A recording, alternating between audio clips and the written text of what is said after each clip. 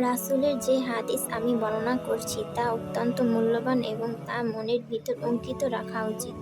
আমাদের জীবনের প্রতিটা মুহূর্ত বড় মূল্যবান সম্পদ।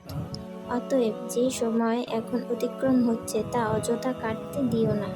আর মানুষ যে ধারণা করে এই কাজ কাল করে নেব, মূলত কাল তো আর আসেই না।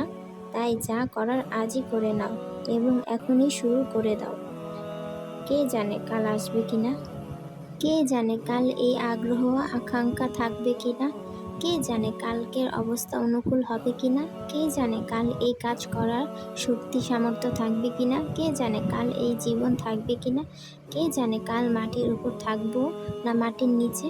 কে জানে কাল হাত পায়ের শক্তি থাকবে কিনা? কে জানে আজ যে শ্বাস প্রশ্বাস চলছে কাল তা স্বাভাবিকভাবে চলবে কিনা? এজন্যই কোরআনে কারিমে বলা হয়েছে, নিজ প্রতিপালকের ক্ষমতার দিকে দ্রুত দৌড়াও, একদম দেরি করো না, এবং সেই জান্নাতের দিকে দৌড়াও যার প্রশস্ততা আসমান ও জমিনের সমান।